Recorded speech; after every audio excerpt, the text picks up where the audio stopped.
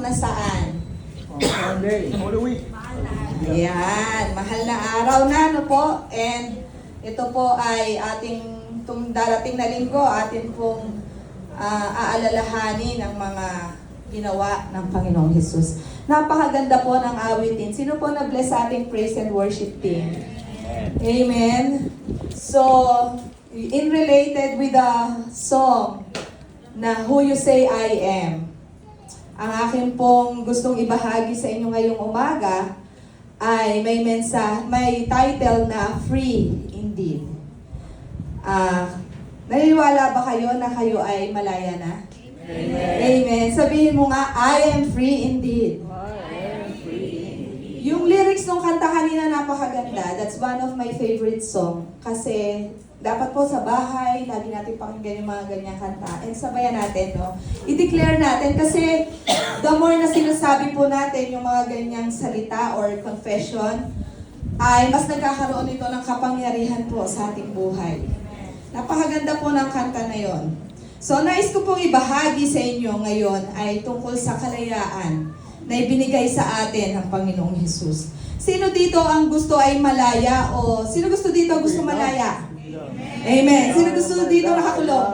Wala, di ba? Kahit ang ibon ayaw niya nang nakakulong eh. Kaya nalulungkot ako pag nakikita ko yung ibon sa amin. Sabi, palayain mo yan. Sabi ko sa asawa ko. Pero may mga ganoon talaga.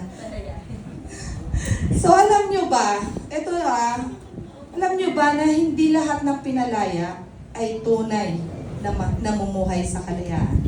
Tama po ba? Marami sa atin, save na. Pero may dala pa ring guilt. Meron pa ring takot.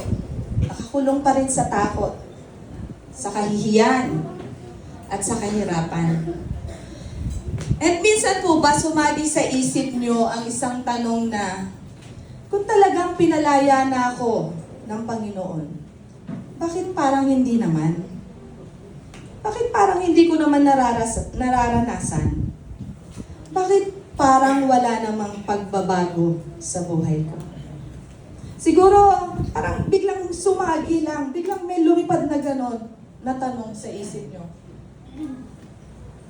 Matatanong mo, bakit hanggang ngayon, may mga bagay pa rin tayo na hindi mabitawan? At sa mga katanungang ito po, natanong ko po kasi yun, kasi sa akin pagmamasid, sa akin sarili, sa ibang tao, natanong ko yun na nararanasan kaya talaga ng mga tao yung sinasabi ng Panginoong Hesus sa John 8:36 na yan, na if the Son sets you free, you are indeed free. Diba? So, dito po papasok ang pangako na ito ng Panginoon doon sa mga katanungan na yun. Ito po ang katotohanan. Tayo po ay ganap ng malaya. Kapag sinabi po ng Panginoong Hesus, yun po ang totoo. Kahit di mo siya nakikita at di mo nararanasan sa buhay mo, wala po sa Kanya problema. So baka po nasa atin. The truth is, freedom has already been given. You are set free, mga kapatid. We are indeed free. Hindi po sinabi ni Jesus na we are maybe free or we are partially free. Ang sinabi niya, you are free indeed. So meaning, meron pong complete freedom at natapos na po yung ginawa ng natapos na ang gawa ng Panginoong Hesus para tayo ay mapalaya, kaya nga malaya na. So, wala nang kulang at wala ding bawas doon sa kalayaan na yon. And that through Christ, we are redeemed from the curse of the law. Through Christ, we are free from condemnation.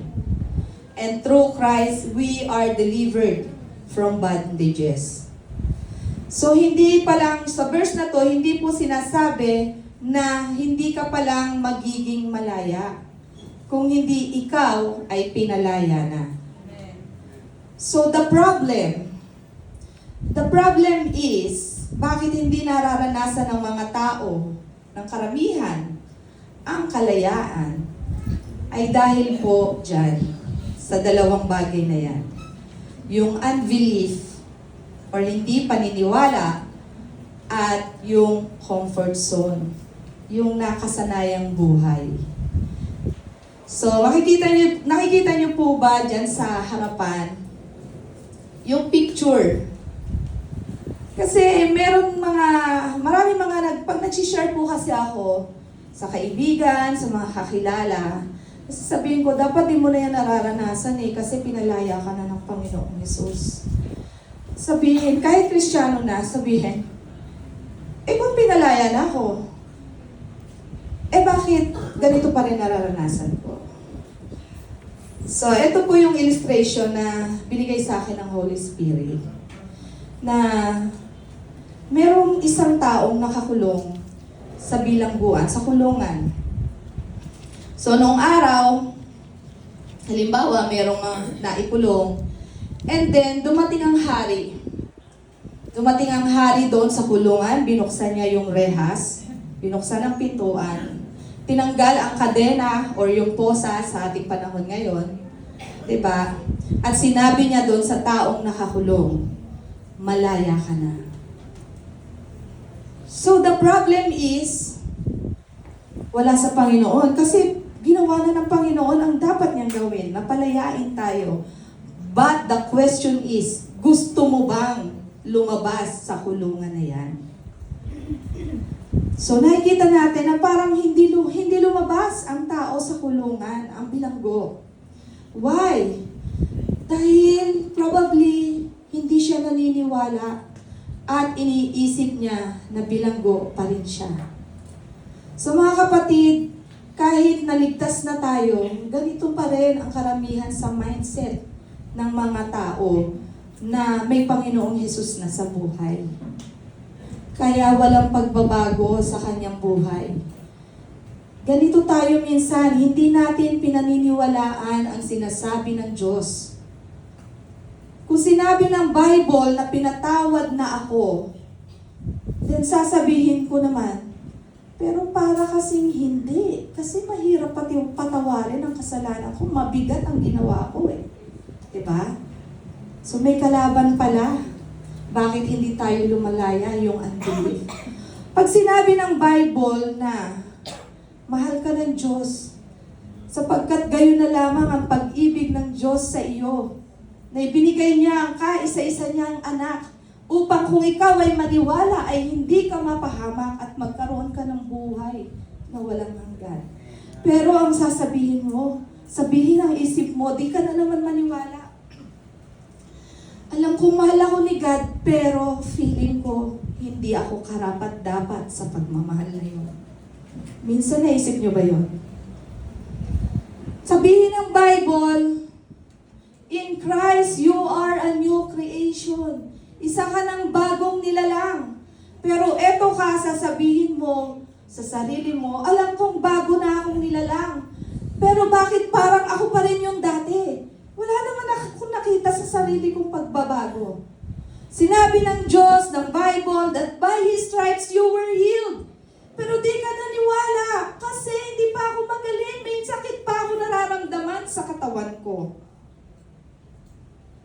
So, unbelief mga kapatid. Kaya just like this nitong parating na Holy Week na to, may makikita na naman tayo na mga nagpipinitensya at nagpapapako sa krus dahil para sa kanila, dahil hindi sila naniniwala na ang ginawa ng Panginoong Hesus sa krus ay hindi sapat. Dahil hindi pa ako malaya sa buhay na mahirap. Hindi pa malaya ang anak ko na laging taon-taon nagkakasakit. Kaya magpapapako ako sa krus. Magpipinitensya ako alang-alang sa anak ko. So nilalagay na nila sa kamay nila dahil feeling nila hindi pa sapat ang ginawa ng Panginoong Hesus. So unbelief mga kapatid. Ito ang problema. Wala sa Diyos ang problema. Kaya yung mga tanong ng mga unbeliever na nakakausap ko, kung talagang may Diyos, bakit may problema? Bakit may sakit? Bakit hinahayaan niyang nagkakagulo? May violence, may kahirapan, etc. Wala sa Diyos ang problema. Nasaan? Nasa atin, hindi tayo naniniwala sa sinasabi ng Diyos, ng Biblia. Kapatid, hindi ka nakakulong dahil wala kang freedom. Nakakulong ka dahil hindi mo pinaniniwalaan ang freedom mo. Number 2, comfort zone. Ano tong comfort zone? Ito po yung nakasanayan ng buhay. So, itong prisoner na to, na parang tayo minsan, mas pinili niyang manatili. Kasi, manatili sa kulungan kasi nasanay na siya doon. Nasanay na siya sa buhay na yon. Naalala ko po dito, ang example ko dito po yung Israelites. From Exodus 13, mababasa po natin na galing sila sa Egypt. Anong ginawa nila po sa Egypt? Sila po ay ang tagal sa pagkaalipin. Inalipin sila doon. Mga alipin sila. At ngayon dumating si Moses dahil nais ng Diyos na palayain na sila sa pagkaalipin. So lumaya na sila, lumabas. And then nakarating po sila sa ilang. Ngayon, ano po sabi ng mga Israelites? Sabi po doon, mabuti pa daw ay pinatay na lang sila ng Diyos sa Egypt. Dahil sa Egypt ay nakakakain sila ng karne at tinapay. Kesa naman nandun sila sa ilang dinala ng Diyos, pero mamamatay naman sila sa gutom. See? So again, i-relate natin sa ating mga buhay. Minsan, ganito din ang karamihan sa atin. Minsan, kahit masakit na pangyayari na ang nangyari, kahit mahirap na ang buhay, mas komportable pa rin tayo doon sa buhay na yon. Ayaw nating lumabas. Sanay na tayo na mamuhay sa kasalanan. Sanay na mamuhay sa pangungutang. Sanay na mamuhay sa toxic pattern ng buhay. Sanay na mamuhay sa maling mindset. Diba? Kaya kahit pinalaya na tayo, nahihirapan tayong umalis dahil yon ang nakasanayan natin. E naalala ko din yung sa Deuteronomy na kung saan tumigil sila sa bundok Horeb. At sila ay malapit na sa promised land, kaya ang sabi ng Lord, you have stayed at this mountain long enough. Amen. So mga kapatid, kung tayo po ay nandito pa sa bundok, ano yung bundok? Ito yung mga problema. Kung nasa bundok ka pa ng kahirapan, sabi ng Diyos, you have stayed at this mountain long enough. Kung nasa bundok ka pa ng sakit at karamdaman, ang sabi ng Lord, you have stayed at this mountain long enough. Kung nasa bundok ka pa ng utang, ang sabi ng Lord, you have stayed at that mountain long enough. It's time to move forward. Go out! Lumabas ka na sa kulungan na binuksan ko ang pinto para sa'yo. Tingnan niyo yung picture, tinuturo niya ng Lord ng hari kung saan ka dapat pumunta. Ibig sabihin, kapatid, meron siyang ipinangakong maganda para sa'yo. Hindi ang kulungan na yan, hindi ang bundok ng problema na yan, mga kapatid. So go out, let's go out. Lumabas na tayo dahil sabi ng Diyos, the sun sets you free, then you are free indeed. So mga kapatid, lumabas na tayo. Nakakulong pala tayo, wala tayong kamalay-malay. Kasi hindi natin napaprocess ang text na buhay na lang tayo ng walang realization sa buhay. At pag hindi natin na-realize kung ano ang ginawa ng Panginoong Hesus, mga kapatid, akala mo malaya ka, pero kung nananatili ka sa sitwasyon na paulit-ulit, kapatid, you are not experiencing the freedom that God has given you. At hindi yon ang plano ng Lord. So minsan mga kapatid, hindi na ang kasalanan ang humahawak sa atin, bakit hindi tayo makaalis? Minsan, ang humahawak po sa atin ay ang comfort zone. So anong reason? Anong dahilan? So the reason of all this problem is the unrenewed mind. Amen? Tama po ba? Ang hindi binagong kaisipan? Sige po, namnamin po natin.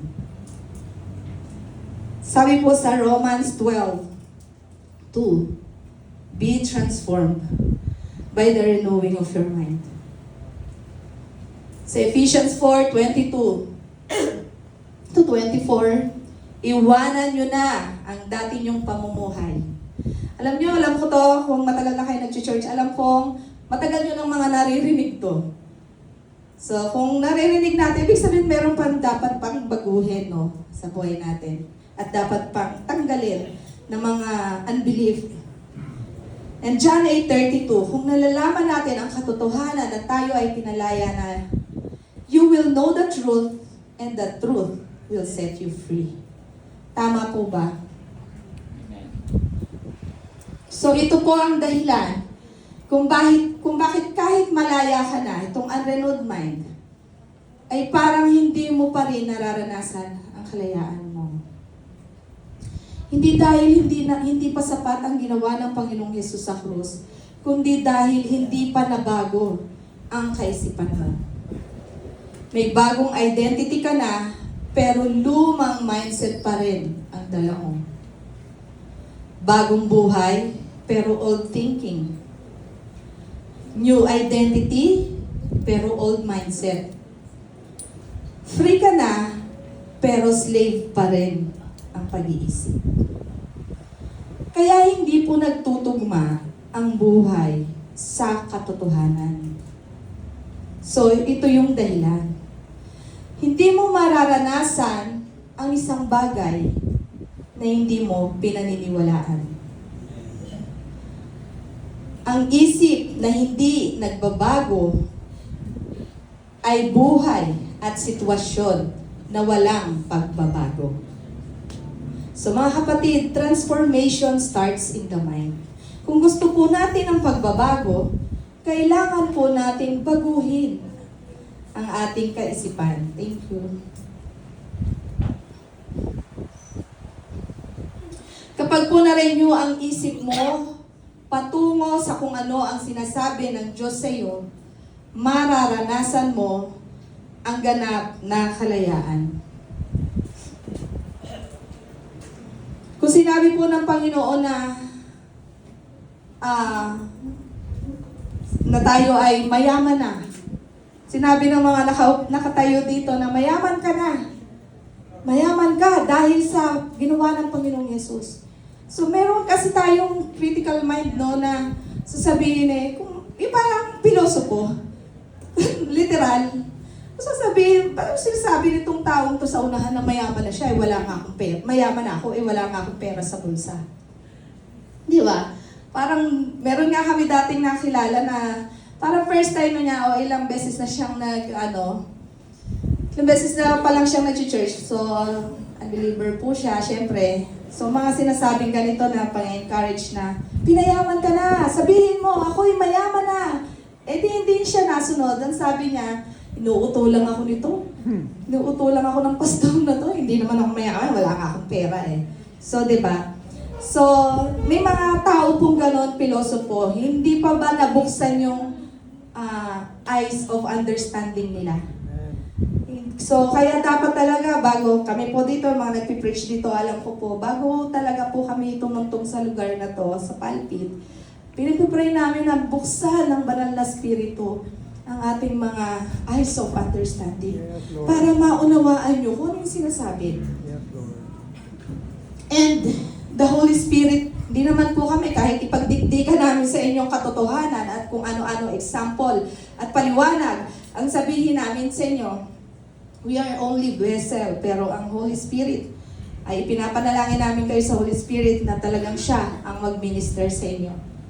Para ma-experience natin ang lahat ng sinasabi ng Panginoon, ang kalayaan. So mga kapatid, mararanasan mo ang ganap na kalayaan na magdudulot ng pagbabago sa iyong buhay kung magbabago ang pananaw mo, kung babaguhin mo ang iyong kaisipan. At kung nabago na ang iyong kaisipan, mga kapatid, alam niyo po kung ano ang resulta. The result is real freedom through a new identity. In Galatians 4:7, it says, "You are no longer slave, but God's child." In Romans 8:15, God adopted you as His own children. Ephesians 2:19, "You are no longer strangers, but members of His household." So mga kapatid, hindi lang kalayaan ang ibinigay sa atin ng Panginoon. Diba? Kundi binigyan niya tayo ng bagong pangalan. Kung dati, ang tawag sa atin, halimbawa sa panahon ngayon na term, ang tawag sa atin ay prisoner. Kung nakakulong, prisoner. Kung nakalabas sa kulungan, ex-convict. Ngayon po, binigyan na tayo ng bagong pangalan ng Diyos. At ang tawag niya po sa atin ngayon ay anak niya. We are children of God. So ito ang resulta kapag na-renew na ang isip mo. Hindi lang nagbago ang buhay mo, nagbago pa ang identity mo. Amen? Kung dati alipin, ngayon anak ka na ng Diyos. Kung dati outsider ka, ngayon may kwarto ka na sa kanyang tahanan. Hallelujah. Imagine niyo yung sarap, no? Pag tinawag tayong anak, pinatuloy niya tayo sa kanyang bahay, binigyan niya pa tayo ng kwarto, binihisan, dinamitan, binigyan ng alahas, hinandaan ng ng maraming pagkain. Samantalang dati hindi ganun ang buhay natin. Salamat sa kalayaan. Kaya ka malaya, hindi lang dahil pinatawad ka, kapatid. Dito kasi sa batas natin, kapag lumaya ka, ibig sabihin talaga, free ka na lumabas. And bahala ka na sa buhay mo. So tayo, hindi lang po tayo pinatawad doon sa kalayaan na tinanggap natin. Kundi dahil tinanggap tayo at dahil may bagong pangalan na tayo. So kapatid, malaya ka na. Kaya panahon na para lakaran mo ang kalayaang ibinigay sa iyo. Gaya ng kinanta natin, "Whom the Son set free is free indeed."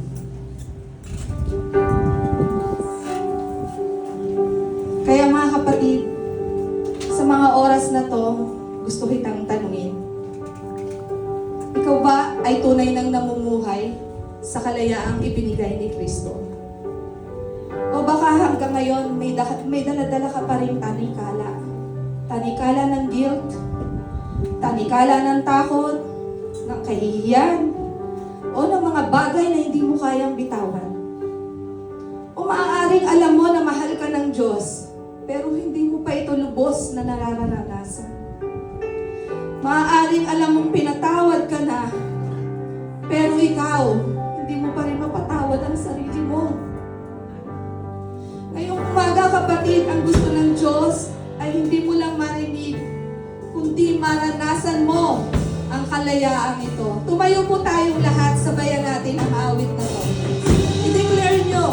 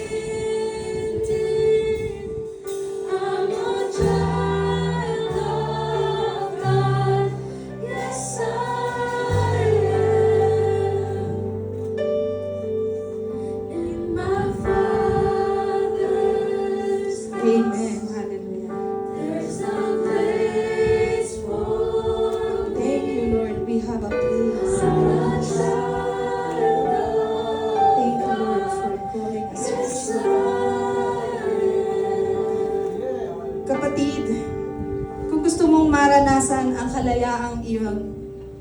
Hindi bukas, hindi sa ibang araw, kundi ngayon. Inaanyayahan kitang sumabay sa aking panalangin. Sige po, bigkasin natin, Panginoong Jesus. Salamat sa iyong pag-ibig sa akin. Salamat dahil pinalaya mo na ako. At ngayon, pinipili kong paniwalaan na ako ay malaya na. Tinatanggap ko ang kapatawaran mo. At tinatanggap ko ang bagong buhay. Hindi na ako alipin. Ako ay anak mo. At mula ngayon, mamumuhay ako sa kalayaang ibinigay mo. In Jesus' name, amen. Thank you so much. God bless you.